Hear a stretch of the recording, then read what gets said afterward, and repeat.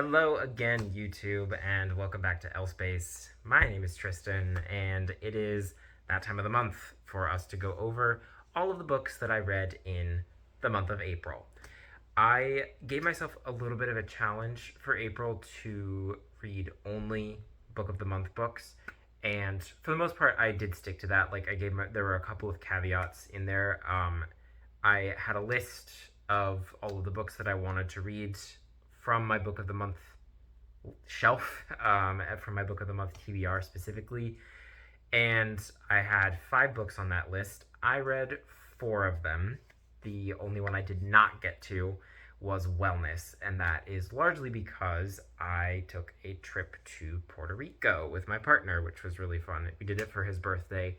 There's going to be a vlog of that coming out at some point, as well as like a little mini book haul of books that he and I got in Puerto Rico, because we checked out a couple of really cool indie bookstores over there. So that's super cool. That's something to keep an eye out for. But like I said, I read 4 out of the 5 Book of the Month books that I set out to read, plus my book club book that we read, plus 2 other books that I just kind of picked up, really more that I was just in the mood for it. And then I have, let's see, how many are there? There's 1, 2, 3, 4 audiobooks that I read through Libby. And I'm pretty excited to talk about those as well. So let's get into it. Here are the books I read in April. So number 1 is The Paris Apartment by Lucy Foley, which was a lot of fun, actually. I very much enjoyed The Paris Apartment. I don't normally consume thrillers that often. They are generally not my cup of tea. I think that the reason being is that when I pick up a book and I'm conscious about purchasing a book, it's a book I would prefer to read again. And when it comes to thrillers and those sorts of things, those for me are kind of just a one and done. I don't really ever see myself going back to read those again. So the fact that this was a Book of the Month book, I didn't spend too much money on it. It's fine. It did scratch the itch that I had for this particular kind of... So this book follows a woman named Jess. Jess arrives in Paris, finds out very quickly that her half-brother Ben, has disappeared, and everybody in the apartment building sort of knows more than what they're letting on. And it's all about unmasking each of these people and figuring out how they're all connected and how they're all connected to Ben's disappearance. And I was very interested in the book from start to finish. There was not a point where I felt like I was bored. I thought that Lucy Foley's writing is quite engaging. I thought that the characters were pretty well fleshed out and they were quite fun. The story itself was also quite fun. I very much enjoyed every aspect of it. I also thought that obviously with thrillers, there's oftentimes thrillers and like mystery books, there's a twist at the very end, and I didn't see it coming, surprisingly. So I really liked it. I liked the setting, and it was just a fun book overall. The only thing that I didn't like is really more of just a stylistic thing, and that is the fact that she would have the characters say something in French, and then they would like say it again in English with the translation. And that was just, a stylistic thing that I just wasn't super into. It's nitpicky. I think that we nowadays are seeing people who just unabashedly put in untranslated sentences, untranslated dialogue, and it's kind of up to you to go and search that out and figure out or translate it yourself. And I kind of like that. I think that it's respecting your audience to do the work to understand the book. And but again, stylistic thing, it's not a big gripe. But yeah, definitely a good thriller. And if you're in the mood for a thriller, especially a thriller with more of a feminist side to it, I would definitely say that this is a good one for you to pick up. So this definitely gets a thumbs up from me, and I certainly recommend it. Next up is, I'm so excited because I love this book. This is As Long as the Lemon Trees Grow. I dedicated a whole review to my thoughts about this one, so you can go ahead and check that out in my videos, my backlog of videos. But this really was something special. I loved everything about this book. It's a YA talking about the conflict in Syria from the perspective of a pharmacist named Salama, who is sort of has to rise to the occasion and become a trauma surgeon, and she is weighing the impossible decision of should she stay and help the people there in Syria, or should she flee and save her life. And this has really good Studio Ghibli vibes. It cites Studio Ghibli as some of its inspiration within some of the pages, and just it's fantastic.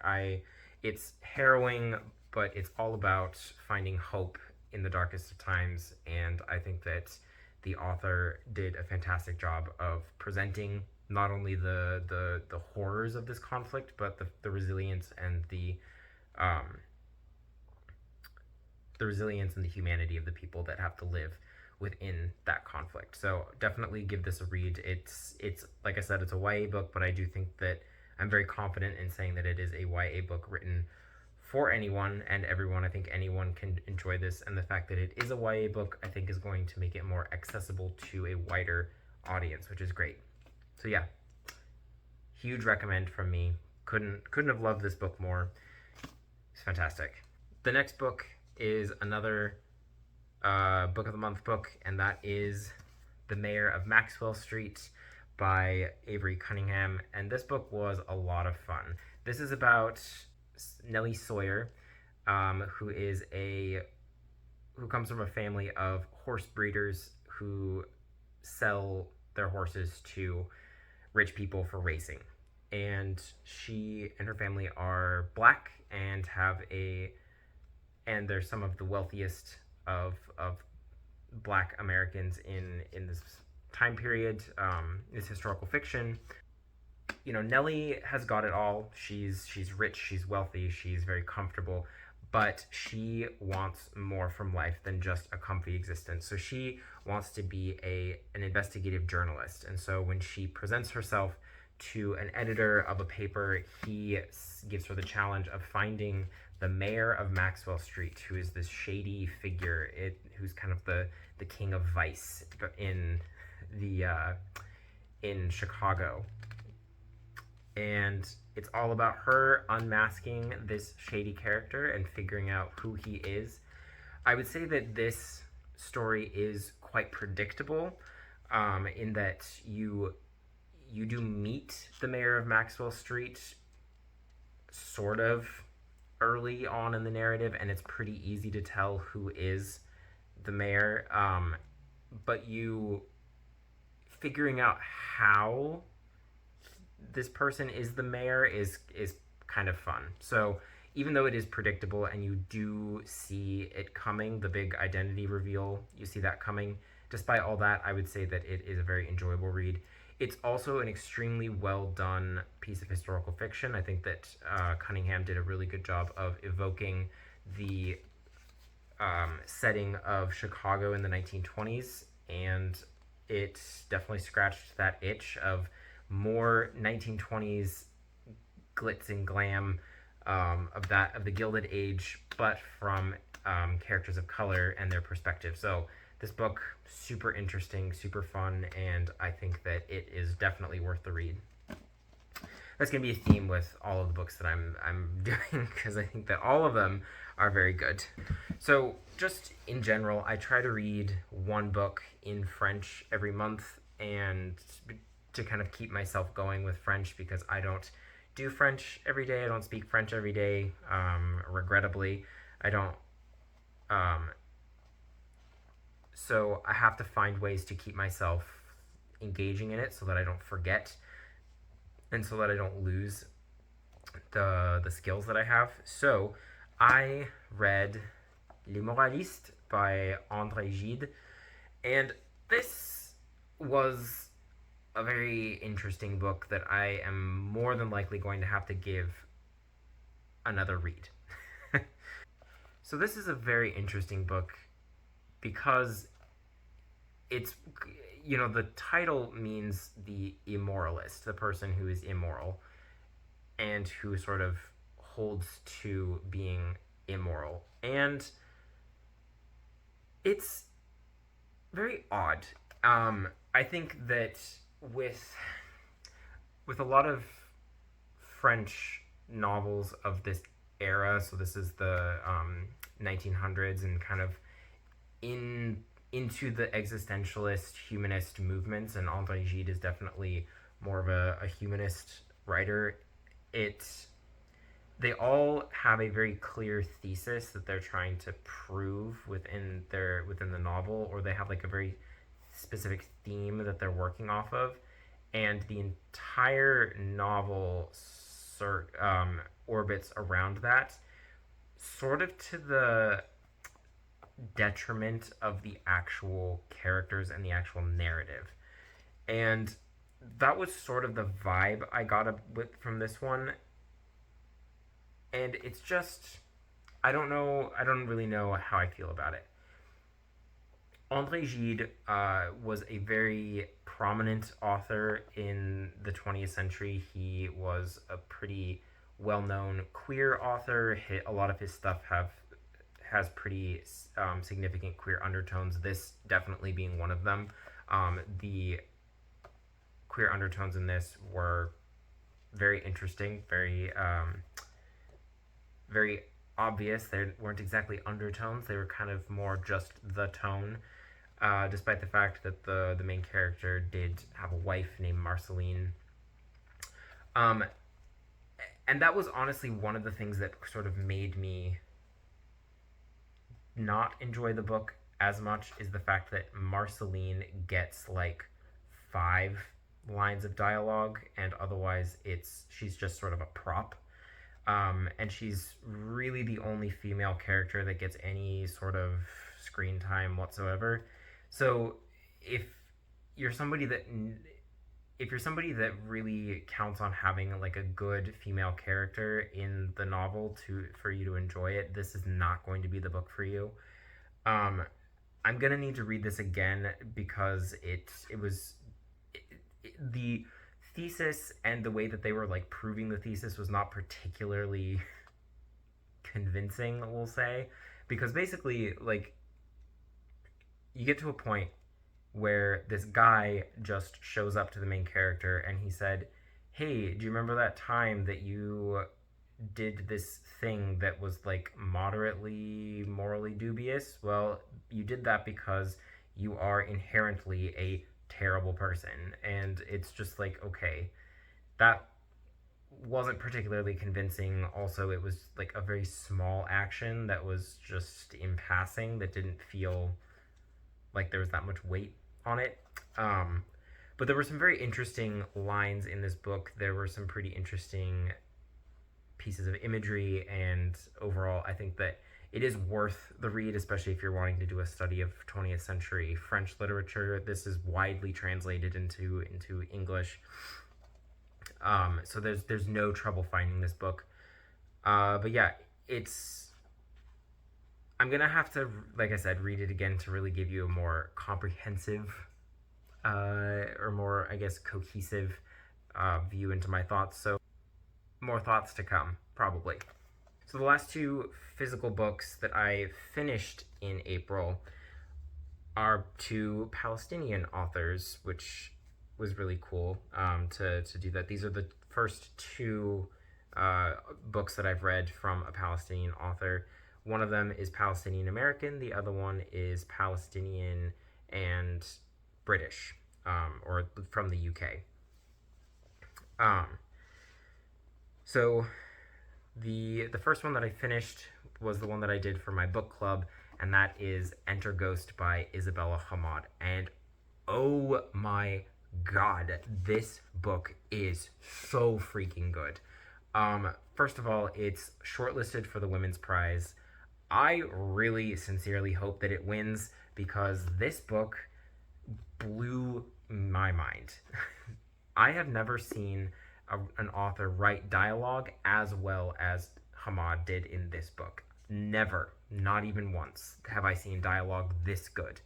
As far as being realistic, she got the vocal pauses. She got people starting a thought and then interrupting themselves and then continuing on with a different thought, and just so masterfully done. This is about, I mean, I should also tell you what it's about, right? So this is about a woman named Sonia Nasir who comes back to visit her sister Hanin in Haifa in Israel, and she ends up getting sort of roped into a theater production of Hamlet, but the sort of twist on that is that it is a production of Hamlet in the West Bank. And this book is a phenomenal portrait of life, what life is like as a Palestinian, as somebody with Palestinian heritage in Israel.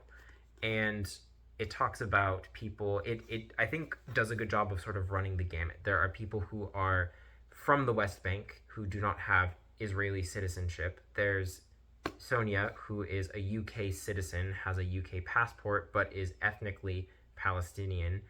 There is her sister, who is an Israeli citizen, but also Palestinian by descent. And several other people who have various other degrees of citizenship versus permits and things like that. So they frequently travel on either side of the border. They go to and from the West Bank throughout the novel, and it's really talking a lot about the obstacles and sometimes the violent obstacles that people have in just their daily existence under the Israeli occupation of Palestine. And there's so much in this book that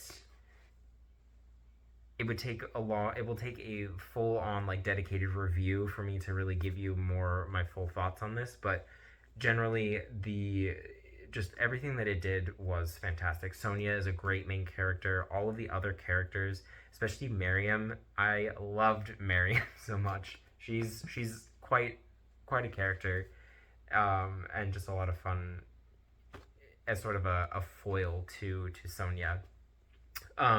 Among the content that it does present, which is fascinating, and it's really well narrated, it's really well written, the narration sort of shifts. So sometimes there will be times where she will use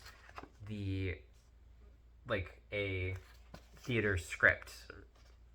She'll use like the script for a play to have the dialogue, and there will be sort of like stage direction, which is the third person narration of all of that. But otherwise she uses that to do some of the dialogue where there's a lot of characters talking and it's really just a scene of dialogue. And I thought that was really cool, the way that she integrated the play dialogue into the book. Additionally, the overall theme is using theater and art as a means of resistance, especially a resistance of occupation. And I thought that was very prevalent in this book, and it was also really well done. I think that Hammad did a really good job of showing how art is a really great way to resist occupation and oppression, and the way that you can use art as a form of activism. And the other thing, I won't say anything further. I will just do a full-on review of that one because there's a lot to say about that particular book that I think just really is needed it needs to be its own video. So that's what I will do.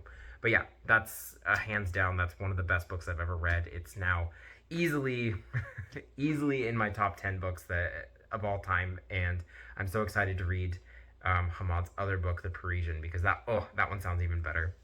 So that one is an easy recommend for me. If you have not picked up Enter Ghost, you absolutely must. It is so good, and it is Oh, just go get it. Go get it. Go get it. Okay, so the last book was another one of the Book of the Month books that I finished of the physical books. The physical books. Don't worry, we're gonna do audiobooks. So the last of the Book of the Month physical books that I read was Evil Eye by Etaf Rum, which is about a Palestinian American woman who lives in North Carolina, and it is all about her sort of finding her way amidst the challenges of being a Palestinian American, which I think is enough of a challenge in and of itself. I really enjoyed this book. I think that it scratched a lot of itches that I had for when I read this book. There were some parts in it that I found a little annoying. So let me just get into the cons first so we can finish on a high note, maybe. So this is a really standard diaspora novel. It has all of your hallmarks of a diaspora novel. It has a person from a non-white background who's struggling to exist within a predominantly white society, has difficulty being understood at work, has to deal with racist coworkers, is having difficulty reconciling her more traditional existence with her husband and kids to what is possible or just, I guess, more common in the United States. So those are all just pretty standard story beats that happen in diaspora fiction, and this is definitely no exception to that. And I think that if you're looking for a unique diaspora novel, this is not going to be it. It, like I said, is a pretty standard diaspora novel, and I feel a little bad saying that because it kind of felt a little bit like, and I do wonder actually if the author was kind of pigeonholed a little bit. That's definitely something that happens a lot, unfortunately, in publishing, that authors of color and people trying to write about their non-white experiences get sort of pigeonholed into a certain kind of story, and I wonder if this one maybe was a victim of that, and if that is true, I feel really bad for the author that she had to deal with that. She does have another book out, which I have no idea about anything with that book, but I have no idea what that book is about or anything about it, but this in sort of that regard was a little disappointing in that respect. However, overall, I did very much enjoy this book. I thought that this book was very well done in a lot of other respects. The description of the food, oh my gosh. I just need more Palestinian food in my life, apparently, because holy crap, everything in this where she's describing the food was just, my mouth was watering, and I felt myself just like, I want to go find recipes for this and cook, because there were so many things in here that I really wanted to try. Savory dishes, sweet dishes, all of the things, and it's not just baklava and hummus, let me tell you. So it's really good. The descriptions of food is fantastic. The prose is very good. There is another con. I forgot to mention that. The dialogue is very artificial, especially when you compare it with this. Like, this is top tier dialogue. I have never read dialogue better than this, and this is kind of some of the worst dialogue I've ever read. I'm sorry. It felt very artificial. It felt very contrived, and it didn't at all feel authentic. So that was a little bit of a bummer. But outside of dialogue, the writing of this was lovely. There were some very well articulated there were some very beautifully crafted scenes that had great imagery. Like I said, the descriptions of food, I would read this book again just for that. because it really is just phenomenal and so good. The characters are also quite enjoyable. I would say that some of the characters are fairly one-dimensional, but overall they are... I don't even know. Do I not like the characters? Do I not like this book? I'm sort of second-guessing myself. So the characters, Yara is the main character. Yara is pretty well crafted, pretty well conceived, but a lot of the people around her don't get a lot of development. But she does befriend somebody named Silas, and their relationship, as it develops in the book, becomes quite enjoyable. I did really enjoy Silas a lot. If you're looking for a good piece of diaspora fiction, I would say that this is definitely one to pick up, because it does a really good job of talking about internalized trauma, generational trauma, especially trauma that is received by living under severe oppression, and how those sorts of things can be passed down genetically and can even be like in your DNA. There are sections, I think it even starts with that, where it has sections of Yara's journal where she's reconciling her past and trying to make sense of how her past is affecting her present. And I think that all of that is very well done. The overall craft and structure of the novel is very well done. Just the dialogue is a little contrived, like I said, and the fact that some of the story beats are quite familiar.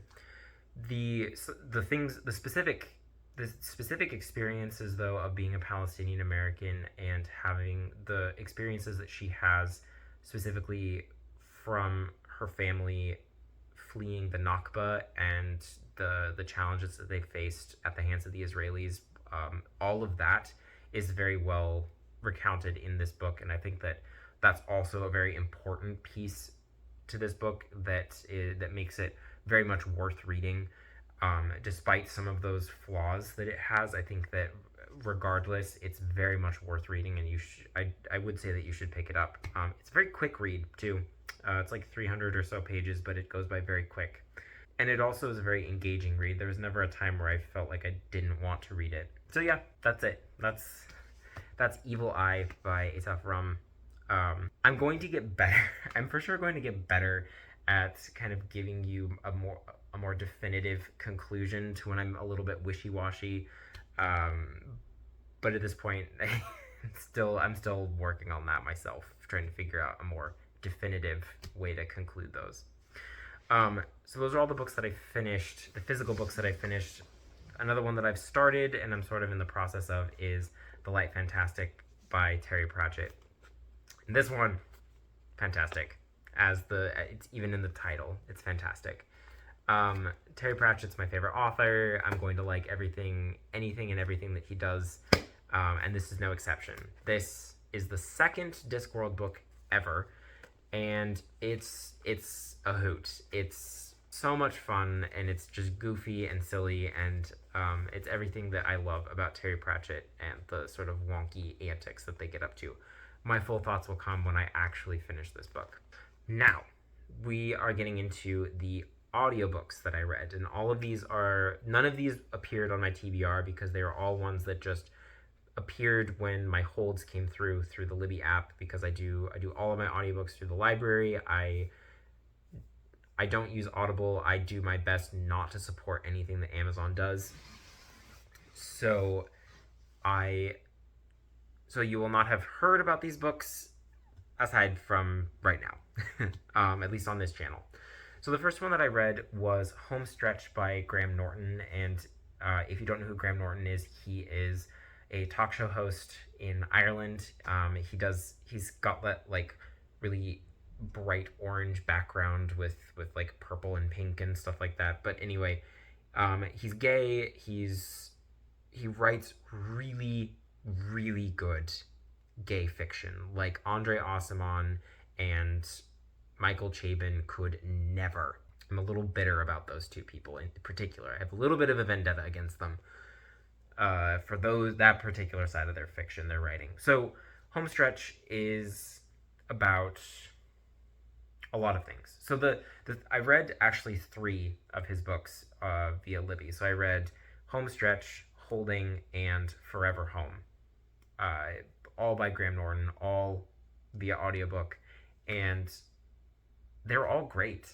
I think that I liked Homestretch the most, and that's the one that has the most prominent queer storyline in it.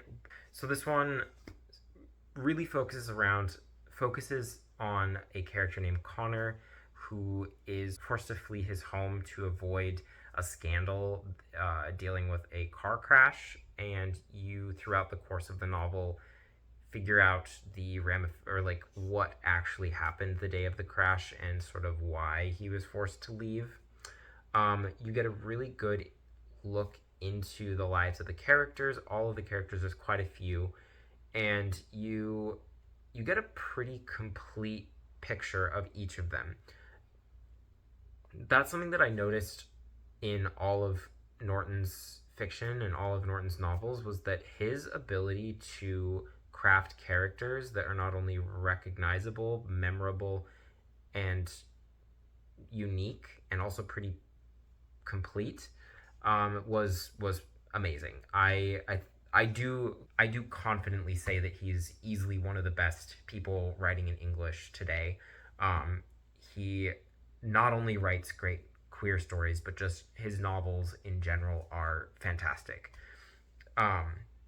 So Homestretch is a pretty long book. It spans multiple decades, and it goes from Connor's childhood into his middle-aged life. And this book, I think, really is kind of about the price and the cost of homophobia and internalized both external homophobia and internalized homophobia, and I guess sort of the price of shame as well. It definitely has a lot in it, and the overall theme and the overall I guess conclusion of this book is the fact that love conquers all, and it's really a very lovely book. The conclusion was bittersweet but very satisfying, and I really loved this book, and you have to read it. It's so good. Next up is Holding by Graham Norton, and this one didn't have as big of a queer story, or really any queer story, but the interesting thing is that he wrote two characters that live very much on the margins of society. So one of them is PJ, who is a cop who is obese, and everybody sort of dismisses him as kind of a bumbling fool, or kind of incompetent, but it's all about him finding his sense of self-worth and his self-confidence and his ability to love himself, as well as accepting love from others, and about him finding his way in life.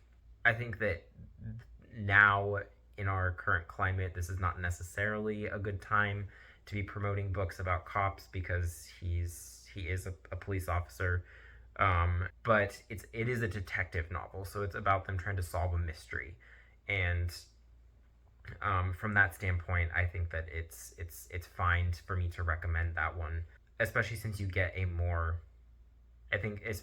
you get a more complete look into his internal life, and more about him as a person.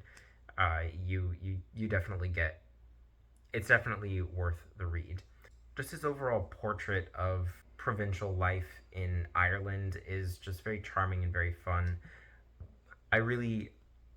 That's one of the things that I like the most about his writing, is just the way that he crafts community with all of the people, all of the players within the community is just really lovely. But yeah, so this is about somebody, they're trying to solve a cold case of somebody that somebody dug up some bones, and they appear to be human, and they are trying to figure out who was buried there.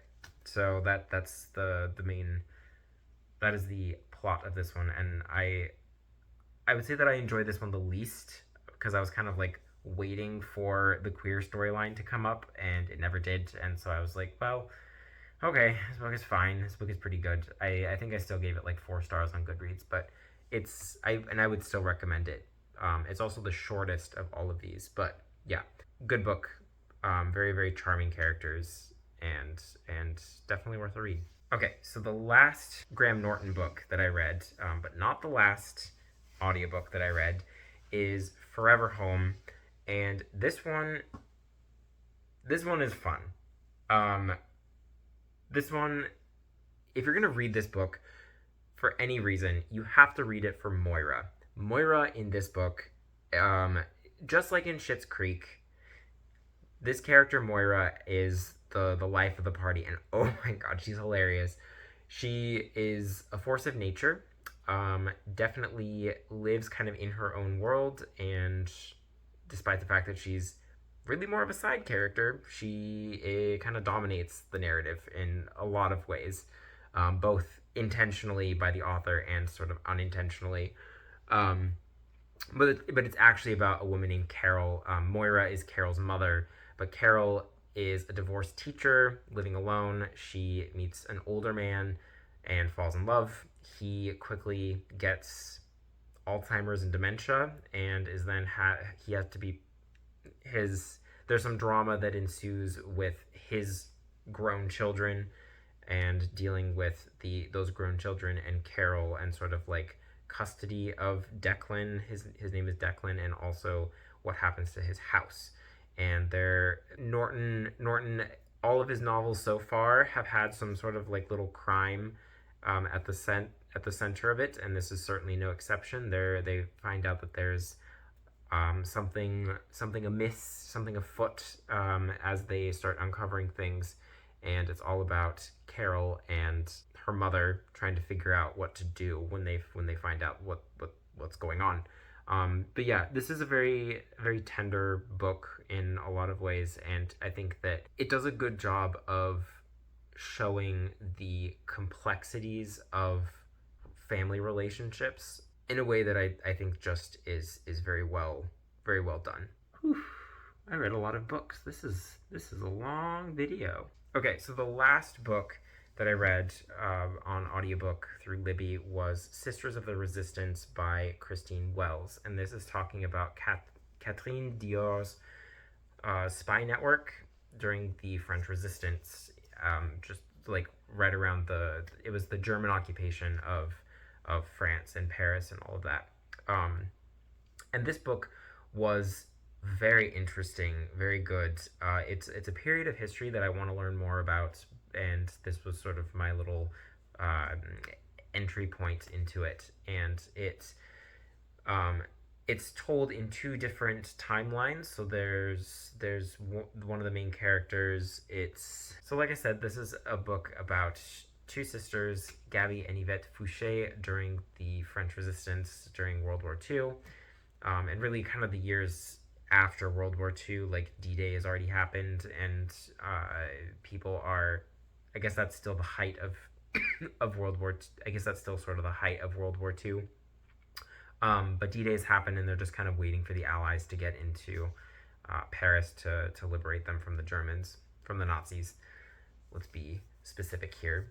And it follows their various involvements with the resistance. They both kind of fall into aspects of the French Resistance, sort of unwittingly, and they both have these stories of espionage as they go. This is a very engaging book, and for historical fiction, it's very well written and it's very engaging.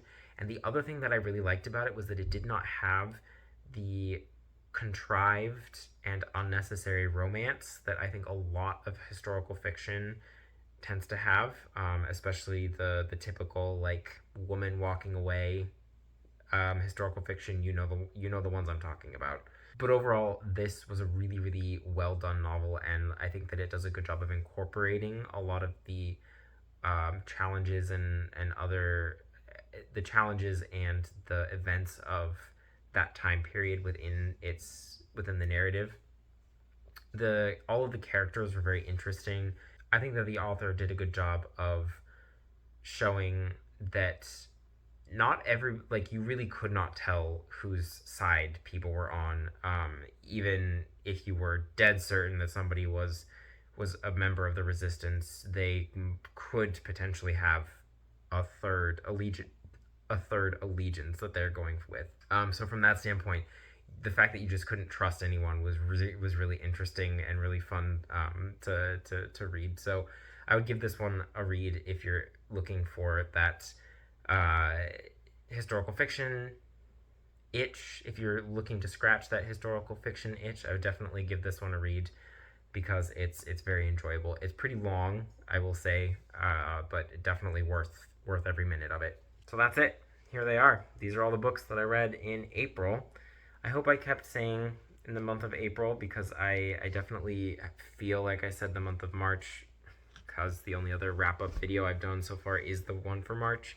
But yeah, those are all the books that I read in April. Have you read any of them?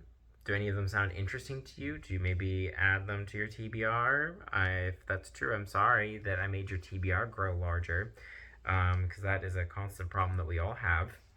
But yeah, I think that overall is a really good, really strong reading month. There really were no flops, with the exception of maybe André Gide, but again, I still enjoyed reading that book. It's just, yeah, I just maybe didn't get the book, but who cares? I hope you guys have a wonderful day. Thank you so much for watching. Of course, give this video a like. It definitely helps the algorithm, especially, it definitely helps the algorithm elevate this channel so more people see it. Comment if you want to engage in conversation with me about these books, or what books you were particularly excited about reading in April. I would definitely love to hear those. And of course, if you're new, hit that subscribe button. There's no harm in it. You might as well, right? But yeah, I will be back very soon. Thank you so much for watching, and I hope you have a wonderful day. Bye!